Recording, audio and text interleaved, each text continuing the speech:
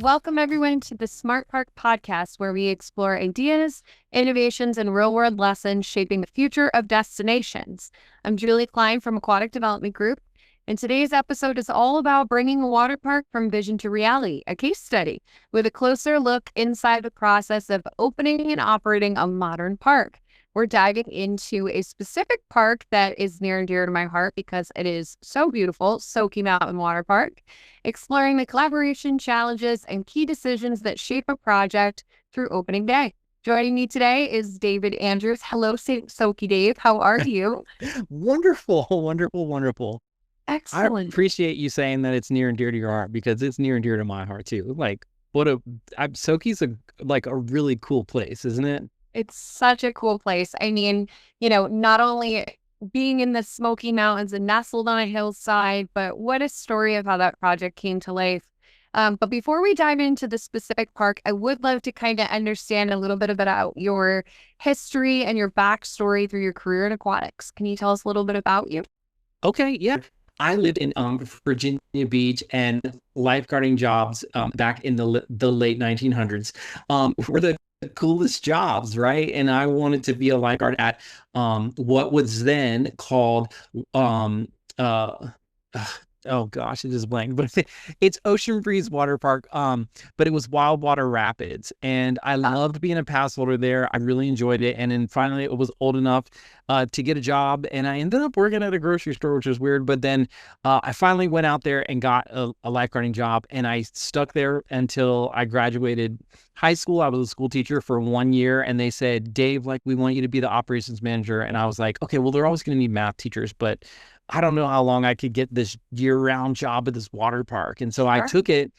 At some point in my career there, Premier Parks took over the park, and we started doing some real aggressive expansion. I did a lot of help on those projects, and they were like, hey, we're expanding even again, and we're expanding into Palm Springs, with another ownership group, and we want you to come out there and GM. So I did. Of course, we together did a flow rider out there. That was really fun. And we rebranded that one.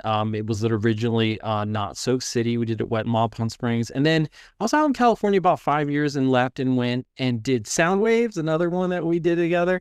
What like a unique Sound Waves is such a unique thing. Like, we could probably talk for hours about that one. But anyways, and then I don't know if I'm just like ridiculously crazy or what, but by the time we got Soundways open and the outdoor of Soundways open, and then finally hitting on all cylinders, I saw in a WWA magazine that there was a groundbreaking for Sevierville, and I was like, I'll do it again. And I applied and ended up here. I was over here by January of that year and opening Soaky. And so anyways, my marketing tagline is that I've traveled coast to coast and middle to east Tennessee, building and operating the coolest water parks there are. Oh, that's so awesome. I mean, Dave, when you look at the not only geographical differences of the parks that you've worked on, right, from coast to coast, but, indoor, resort, outdoor, how do you look at, from an operations perspective, approaching operations of all the different venues that you've worked at? Because they're all very different.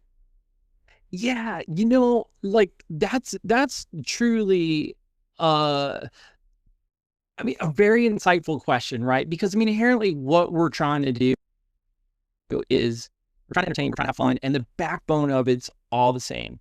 I one time told somebody, I said, well, it's ice cream, but like ice cream, it comes in a million flavors. And I always felt that to be like a really good and fun analogy for what we do. And I think, right, if you were to scoop out some strawberry ice cream, it's got nothing on Rocky Road, right? It's totally different. And then of course there's vanilla, which happens to be my favorite. Yeah, I think, and just to give people a little sneak peek, when I was at Sound Waves, it was impressed upon me that I should wear a suit often. And at Soaky, I'm back to outdoors and shorts, and I had painted my shoes to look like one of our rides last year. So totally different vibe. Right. But I think that's one of the things is like trying to understand the vibe of what the company's going for in the various parks and what those markets look like. really helps you understand how you're going to operate it, right? I think if you looked at one aspect of a water park, like say the food and beverage aspect of it, your outdoor water park in Sevierville, you're in Appalachia, we're going to cater to things that are big and filling and, kind of a different type of fun. And then if you're over in Nashville at a resort, well, you're going to have that resort vibe feel. We had some really cool food at Soundwaves that would probably never sell here. I mean, I think people Right. would like it if they bought it, but would never sell. And then you go over to somewhere like Palm Springs where it's heavily influenced with Hispanic culture, again, totally different kind of vibe in what you sell and what you're going to offer at that water park. So it does really change across all those places. There are certain aspects that never change, and they are what they are, right? You're gonna always have some of the same issues at each location. You're gonna have the same challenges, but you're gonna have the same wins at each location too. So it it does help you going from one to the other. Well, and I think the shoe analogy, although funny, is also very accurate too, because, not only are you trying to figure out your demographic in your market, but then also your brand as a business, right? So a Gaylord Opryland and a Soundwaves project, and you're wearing your suit is an extension of, okay, well, this is the way that we want the operations team to function. This is the way we want the guest experience to be. And so I think that, it really does tie into why we always say when we're looking at a design project, how operations is really needs to be involved in that conversation because, understanding the thought process and also flagging things, right? I mean, an operator might see a design and say, yeah, that looks great, but how does that really work for me? And how am I going to run that facility? Yeah, that's really true because I think, we all, regardless of your industry, whether you're on the construction side, the design side, or even the operator side, we all come at it with a little bit of bravado, right? Like, well, I've always designed it like this, or we've always built it like Sure. that, or I've only ever operated it like this, and this is the best way. And we all come at it like that. Um, and that can be a real sticking point to it not working at all. And there are times that like one of those three legs wins over the other and it works great. And sometimes it could have been better if we collaborated better. And sometimes that's marked by what the budget is too, right? So it is what it is. But I think, I can say confidently and not because I'm talking to you, but that, a lot of the pieces that I've done along the way, I've felt like I've been able to at least be heard on these projects, particularly Soundwaves and Soaky, been able to kind of really get in there and say like, well, this is, I'd really love to see this. And sometimes the money didn't allow for a big change or subtle changes, but that collaboration really matters because I think that, well, I know that when you build it and walk away, like it's us that have to run it. And I've always said to like my team is that, somebody's writing a check for the coolest slides, the best restaurants they can think of or can afford or whatever it is that we're going to put in this area. But it's nothing until you bring culture to it. And that's what we're going to be left to do. And it has to go far beyond too, right? Like it has to outlive Soaky Dave. And that has to be rooted in it. But there are things in construction and in design that can create a challenge. And so we want to look at those and like what really matters. Could we operate around this and like focus over here and vice versa, right? The design guys could say like, no, we really love this. And like, this is like a key aspect to this. So you guys got to deal with it, versus let's balance. Absolutely. And, when you think about tell me a little bit about, you saw the WWA ad and you applied and you're like, I'm interested. And so this is a project where it was just about to break ground. So where did you come into the project and how were you able to help make some of those fundamental decisions or feedback in the early days? Yeah. Okay. So to clarify, what I saw was an article about the groundbreaking. So they had already, and they did it really fun. They had these like inner tubes and they dug out of the inner tubes and It looked really, it was so cheeky, but like it was so fun. In fact, when we finally, which is a whole nother story, when we finally did our grand opening, which was a year later because of COVID, we were in shorts and blazers, and it's super cute. There's pictures on our website of it under our blogs, but it was so Right. and so fun and so different from where I just come. But anyways, so I came in. I think if I remember correctly, they shipped me a laptop in December and it said like, here's the number, start joining the meetings and we'll see you in January. And so was able to kind of like really get caught up and hear a lot. And I mean, they were sending me files and files and files of things to look at and give opinions and just meld with. Um, I think I even walked away with the feasibility study, and it was just so much to like absorb. But what was great is I was well prepped by the time I got on the ground to like really understand where Soaky was gonna like where it was headed, you know? Right. So there was a lot of dirt moved. One of the towers actually existed. It was so cool because I mean, it's our snake den tower, inner tube rides, pro slide, multiple slides off that tower. It came down, you know, into the fiberglass run out. No walkway to it, just dirt around Just it. there. You know, Yeah. there was a couple other holes around, shells of buildings. I don't think a singular building was complete yet. So that's kind of where I came in.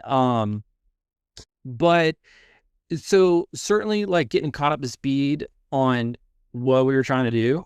Um, but was in early enough that I was able to kind of discuss and kind of like hopefully make a big difference on where we landed. Sure. I was going to say, the interesting piece too about this specific project, and maybe many people do or do not know it, but part of Wilderness Resorts, right? And so across the street, you've got an indoor water park with an outdoor component. And so from the beginning, when you were looking at, brand positioning and operations, did you anticipate a lot of crossover between the guests, or was it more so that Soaky was appealing to this is a day use guest, maybe local community or tourism? How did you guys position that? Yeah.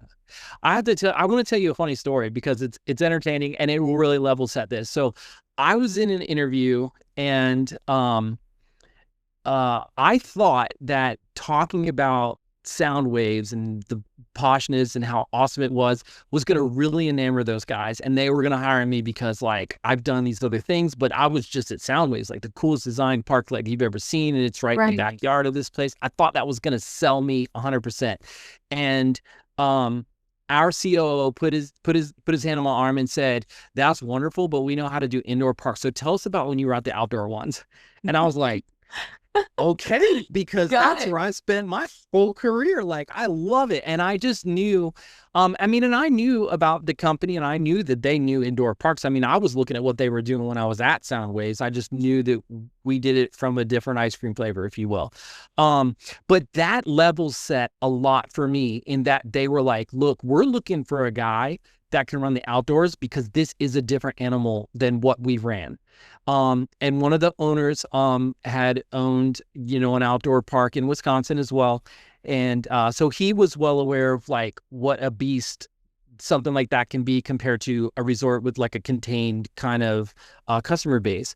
And so I got really excited to again be part of the outdoor public admission kind of space.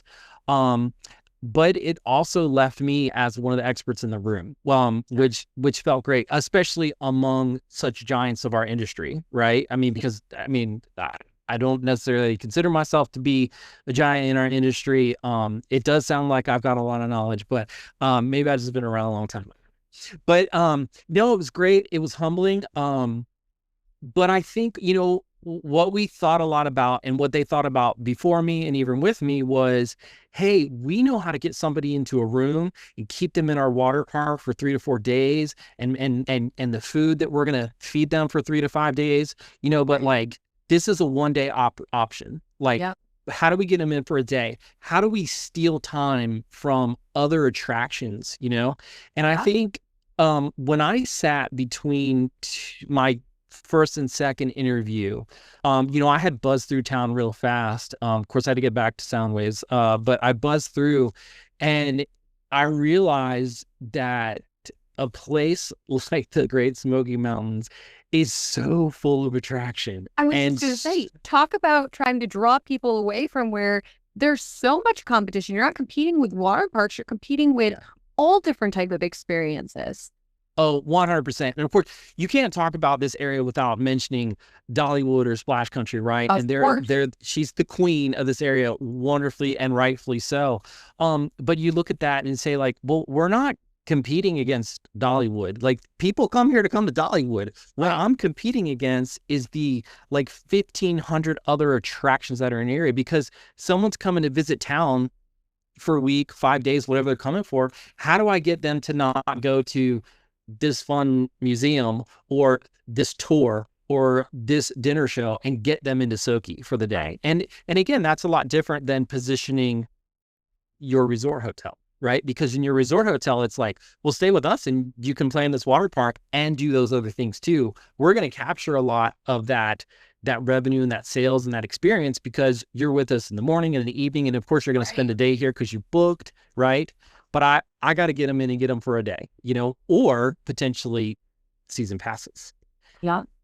I think that if I could expand, it's been the area where, thinking about how I can influence what happened at Soaky. Season passes, and I think that, our ownership would agree, is the biggest impact I made. They did not expect, because the Dells is similar to this area in that it's not a huge market that's here all the time. It's a huge like travel market, but we've been able to far exceed what was initially expected for season passes, and it was a lot of like what I think I brought to it from the other places that I've done it.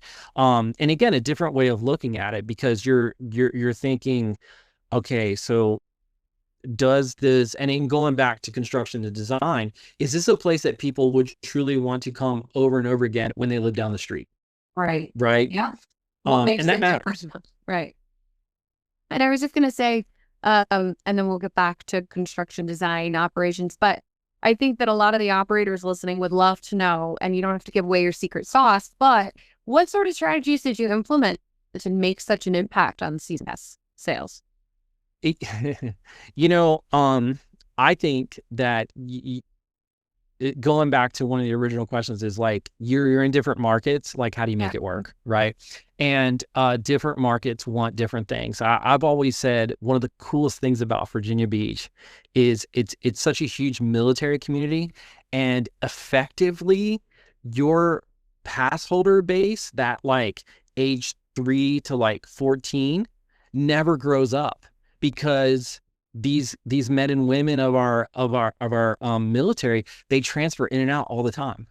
So a family goes out, a new one's come in. So they have like, and not to say that it's easy for them, but that pass holder base stays high at those water parks and those attractions there, because you think about it, your son or daughter's getting to be 15, they're getting too cool for school, they've they have other activities, maybe they got a job this summer, you're not replacing their season pass. Well, at some point, well, we're not going as much, so we're not buying the season pass anymore. But, well, somebody's moved out of town and somebody new moved to town, and they have a younger family. And then so you can get them for a couple of years.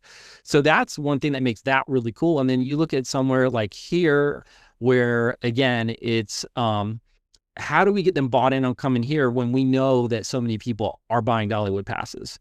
Sure. Why would we not? It's such a wonderful attraction. So how are we not going to, like, how do we steer them and get a piece of that? And then also thinking, how do we get folks from like the ancillary markets when they know there's so much traffic and action here? Like, how am I going to get you to want to come over on a Wednesday and a Saturday and spend some summertime here?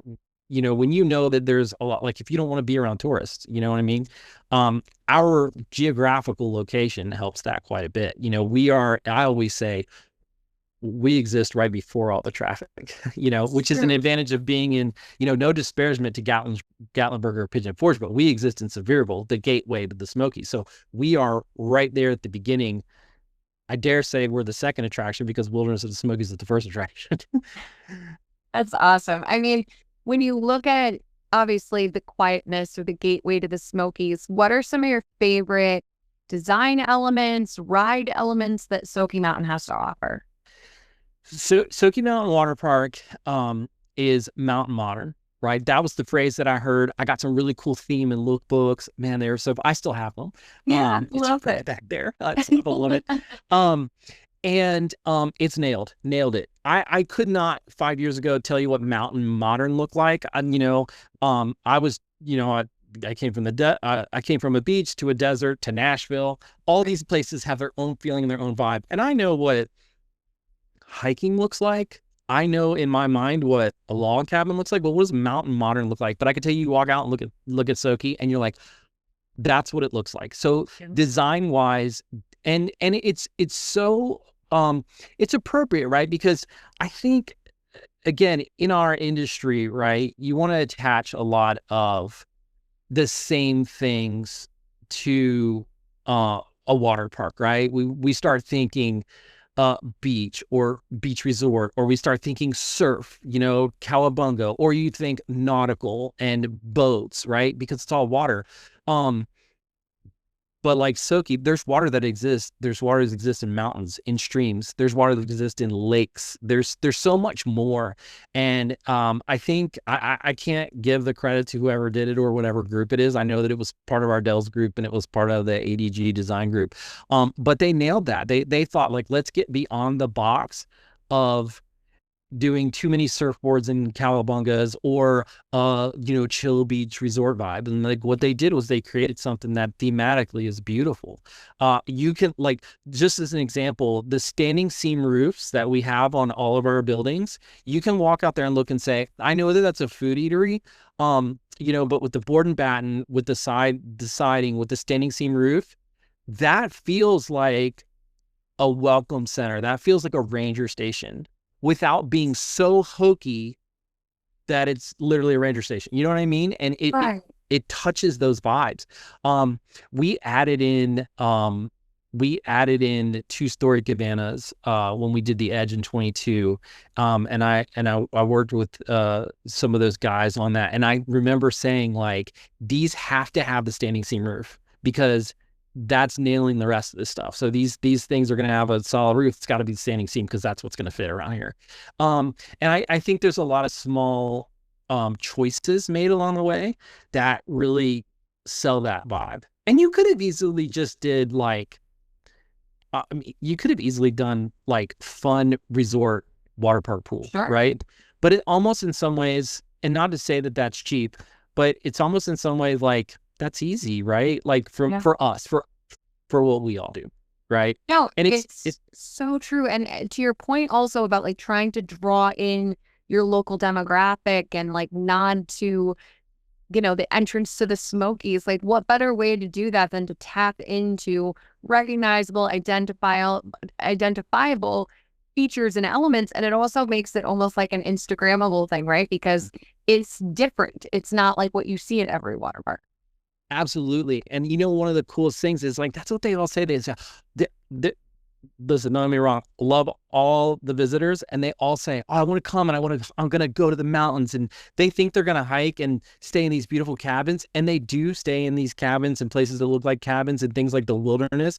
But they don't come here and hike for 7 days. Okay. No, they come here and they go to the Smoky Mountains, but they enjoy all the attraction that we have. And so, effectively, to continue that feeling and that vibe right here at Soaky, it's just like you're getting that, what you came here for, all in the same place. And it's really great. I mean, there's plenty of other attractions that are thematically familiar to the Smokies as well, that has that vibe. And it feels natural and doesn't feel like a put on. You know what I mean? And I think taking it from, because you could have easily just built all of our restaurants and restrooms could just be log cabin, right? I mean, do a log cabin, do a shaker roof, right? But taking it to that, going and saying like, well, let's push this a little bit, and going from mountain to mountain modern, again, I think it's just a huge, smart design decision. Again, that what makes this place so cool and fun. It just has this look. And then because you're not sticking to a true, like, very specific design choice, you're able to broaden that, right? Because when you say mountain modern, I think a lot of people can think about like what that might mean. Yeah, and interpret it differently. Right. And so in that, then we can layer on the water park fun in a smart way, right? Right. Um, Sound Waves is a beautiful design, but there's a lot of grays, blues, whites. Yeah. There's tons of sound. For those of you that don't know, if you look at an overview map, there's like 2 guitars that are designed into the shape of the place. Really cool, beautiful things, a lot of waterfalls. It's all gorgeous, right? Um, but because it was not a water park, as they always said, and because it was high-end resort indoor water park, um, that limits the blast of color, that limits the Right. certain things. And that's not bad. I think it took me about 6 months, and I think I told Jim Dunn this, is I said, it took me a long time to figure out like why the parents at Soundways were enjoying it so much.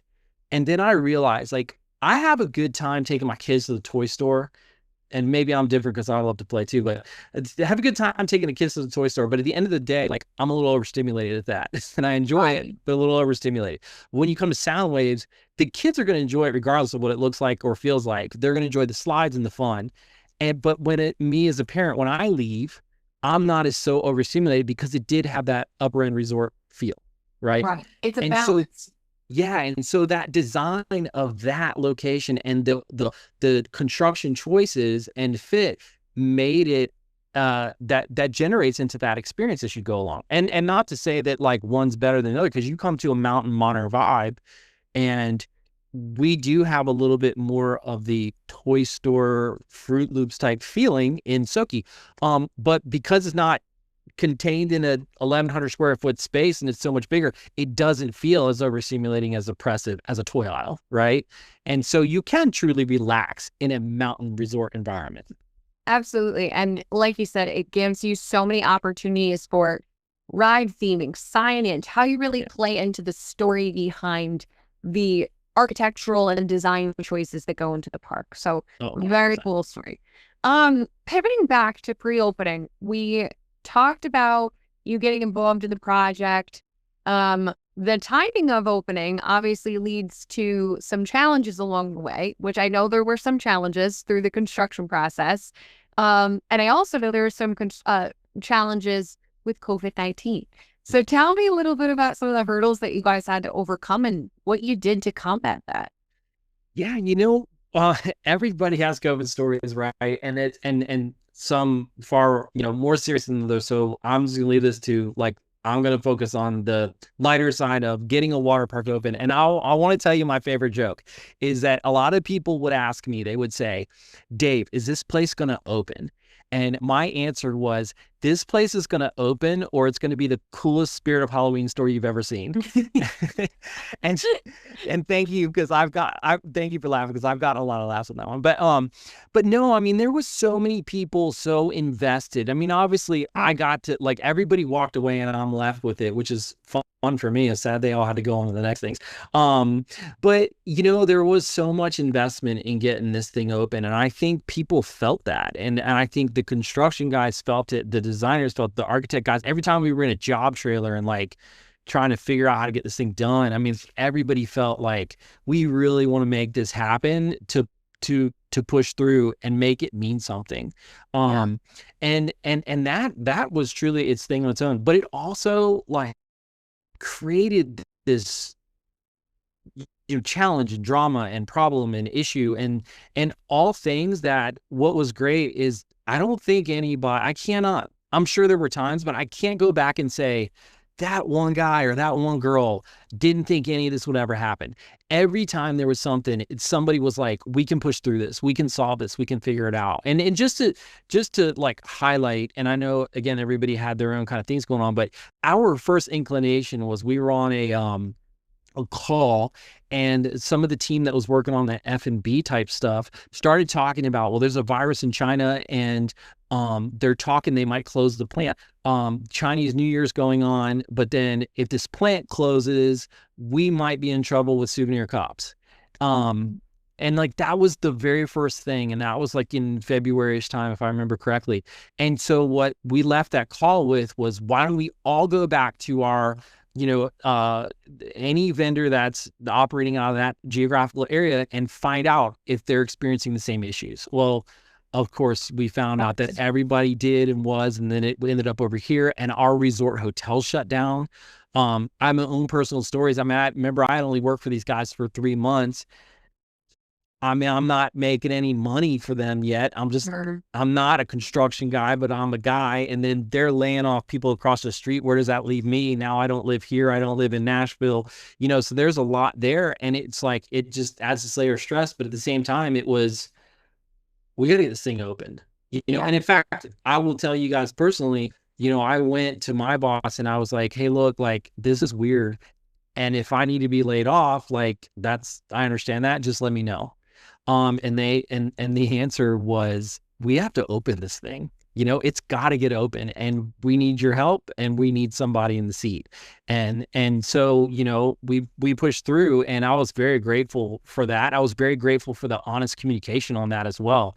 Yeah. I think that's one of the things that's going to keep me with these guys for a while, is that connection with them. But, I think another big issue that I think back about was, I mean, New York was one of the places that shut down pretty heavily, pretty early. And anybody that's been to WWA or IAPA has seen the pictures of our lounge chairs out there.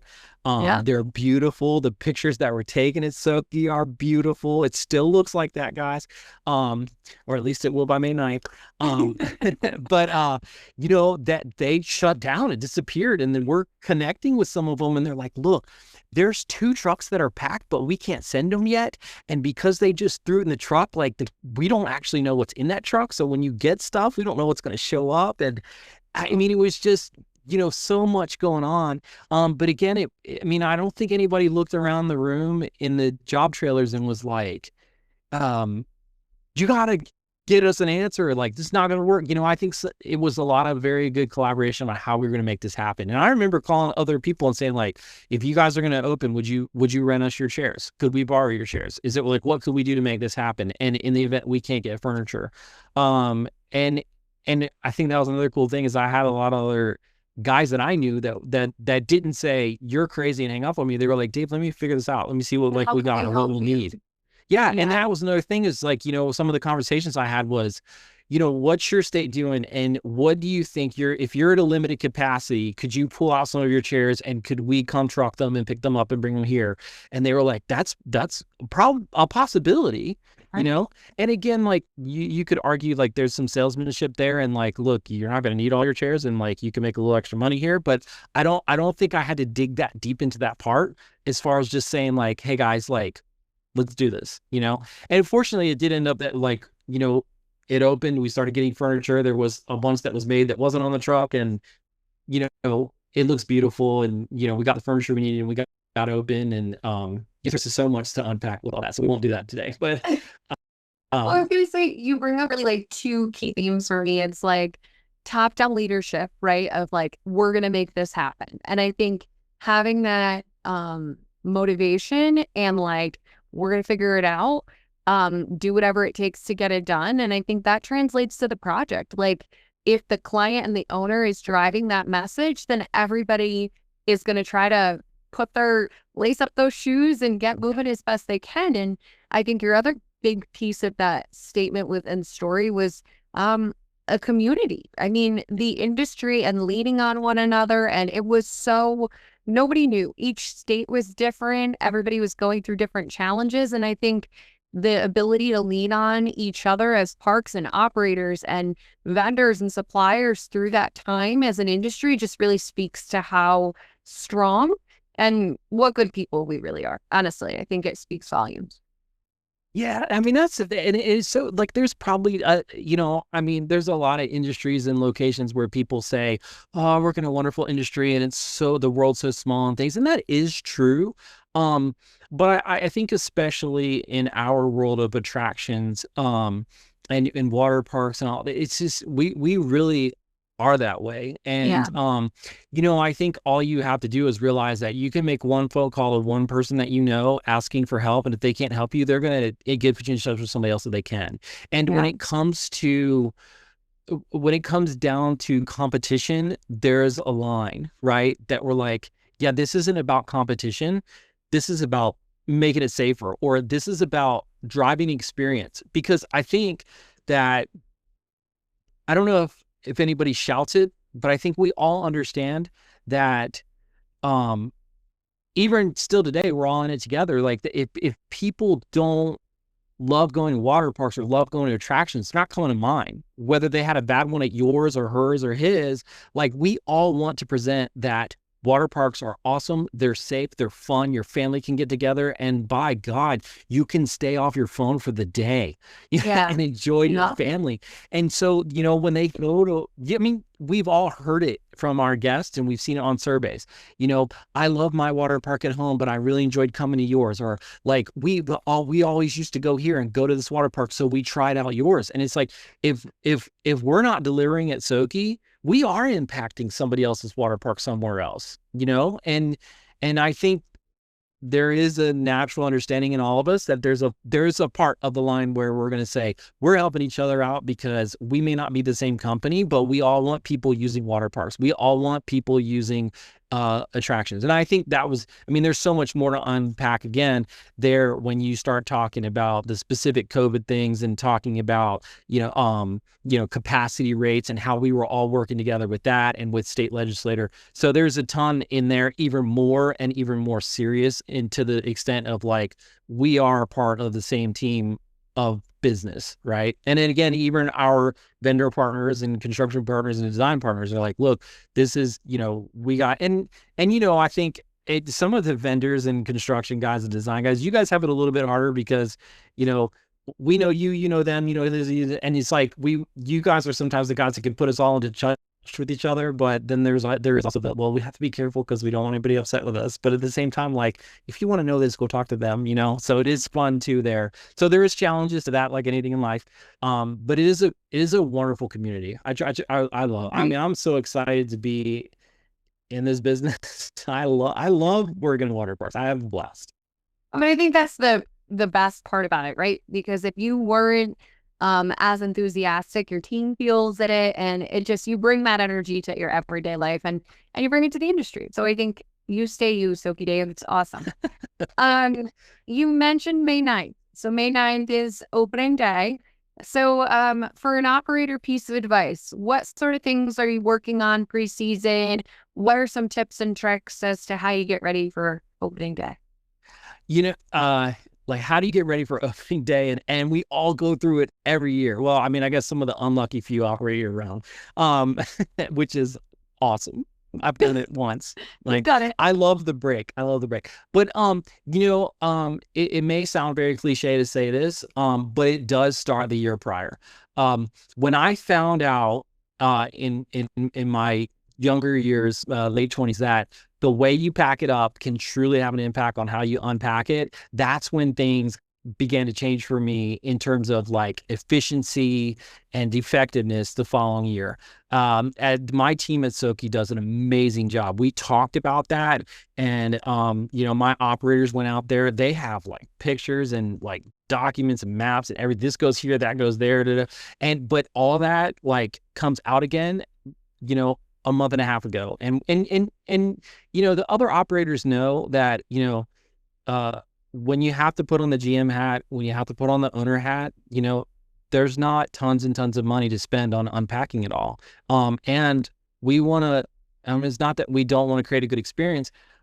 We don't want to start unpacking in February or January because, one, we don't want things getting ruined. We don't want to do it too early. But how long can we sustain those payrolls as well, right? So, right. But at the same time, we can't unpack it all on a weekend in May because we got to get all the staff. We have to train the staff. So we're truly juggling a lot of balls at one time. And so that you got to create efficiency and effectiveness. And the way you put it down, if you can think about that, like, how can we put this away and make it easier for us for next year? And we all do that to some extent, but when you think about it on a big scale and say like, okay, because it's like, well, let's clean this before we put it away. Well, yes, of course, but how can we go the one step further? Like, what can we really do? And that's a big piece. The other thing I would say, I was saying to Carly earlier, in Palm Springs, it was Work Week Wednesday. Here at Soaky, I call it Teamwork Tuesday. But we leave our calendar for about 6 weeks. We'll leave our calendar open on Tuesdays from open to about 2:00. everybody that works at Soaky. That's what you have to do, manager, whatever, even myself. And we go out in the park on Tuesdays and we do projects. We like to do big, impactful things. This section of chairs, our very first, every year, our first Teamwork Tuesday is to start putting cabana tops on. If those of you that don't know Soaky, go to our website right now and see how many cabanas I have. Like, we have almost 80 rental spaces. We have so many. And of course, I already talked about the standing seam on double deckers. That's 5 of them. Okay. We have 70 something other cabanas we put canvas tops on. But the team of managers, directors, even our area director here in Tennessee, get out there and like sweat equity together. And when you're out there putting on tops together, like, you're having fun, like, and you're working with people that aren't necessarily the guys that to me, it's always created this tight ownership together. We also, for those of you that are writing this down, we have lunch together that day too. So we bring in lunch together so that, we do like mini pod teams, and, you go work on those cabanas, you work on those cabanas. But then at lunch, we're all like together and laughing and having a good time. We take a big team picture, and then we go back out for 2 more hours and finish up. Today's Tuesday. We did Teamwork Tuesday. I washed inner tubes with a group that was filling inner tubes. Another team was like moving some final chairs. And it's just like, again, you don't often expect, or even sometimes, there might be an owner out there that's like, Dave, if you're my GM, I don't want you out there filling up tubes. But you do, because it creates this buy-in that's lasting me till the end of the season. And my team knows that, like, we're in it together. Dave's not asking me to do anything I won't ask him to do. And even though the person that's hired in June is not going to have seen me wash these tubes and pull those cabana tops on, they know that it happened because it permeates through. And it just builds these bonds you can't do by just doing office work together and discussing in meetings, So I truly believe that. And I truly believe in, like, moving your body, right? I mean, obviously you guys watch me talk this whole time. I do too. It's fine. Yeah. But I think that's a big thing too. So I would say, if any team that can incorporate, some kind of Teamwork Tuesday or Work Week Wednesday or whatever the heck you want to call it, and getting your team out there to commit to it. And, we have some support team across the street. Some of our departments operate year round over there and share summer support. Even some of them, they don't come to every Teamwork Tuesday, but they'll come to 1 or 2. They're invited, they come out here, they enjoy it as well.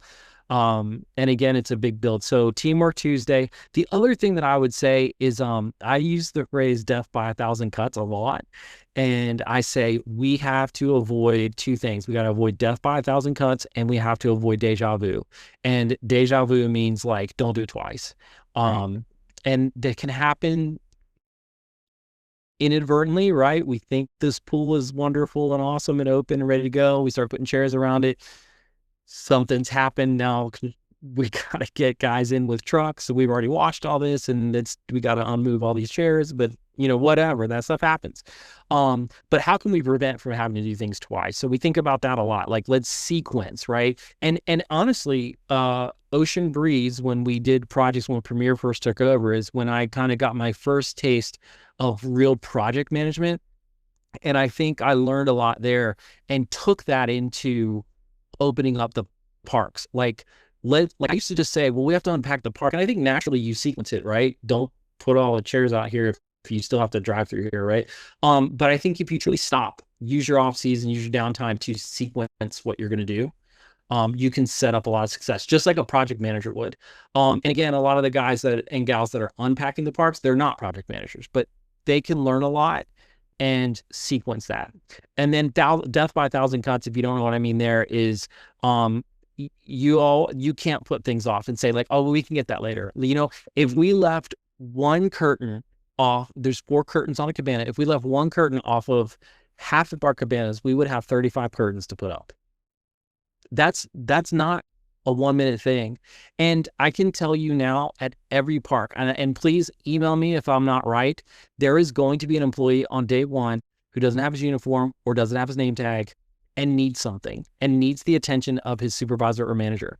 We don't have time to go back to get that curtain. We have so many other things that are going to pop up on day 1 that we're going to need to give attention to. So don't save it for yourself.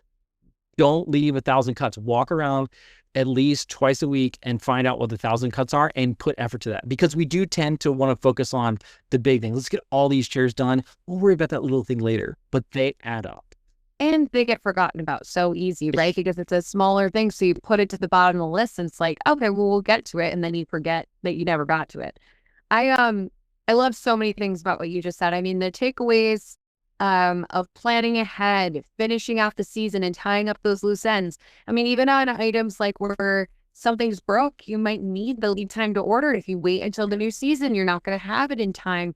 But I think the one thing that really stood out to me that I just want to emphasize, it's the culture around what you're building with your team, right? And I think, it resonated with me so deeply because actually we had an open house that we did for clients on a city wave in Dallas. And, our president and COO were both there, and I'm assembling goodie bags, right? And it's just such a minuscule task.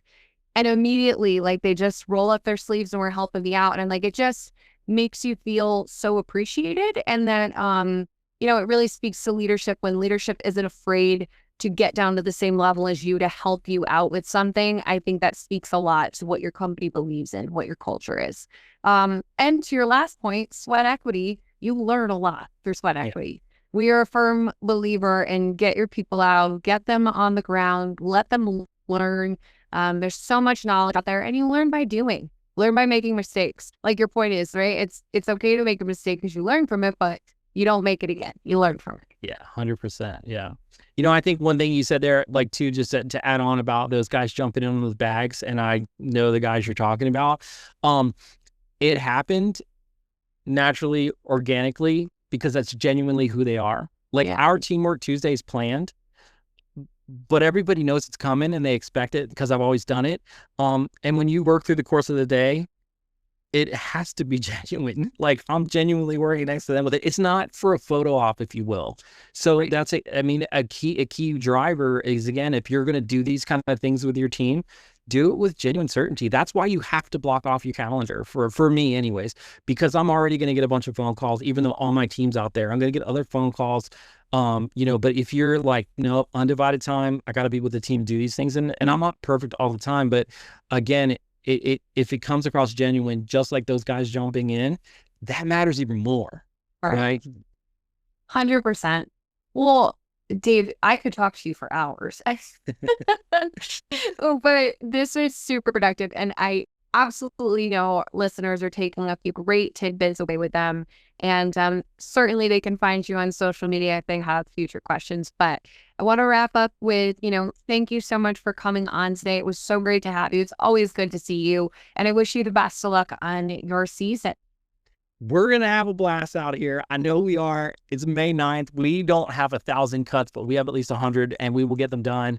And I think any of you guys that watch this, I truly appreciate it. And I thank you guys for like having me on. I mean, it's very humbling to me that you wanted to hear from me.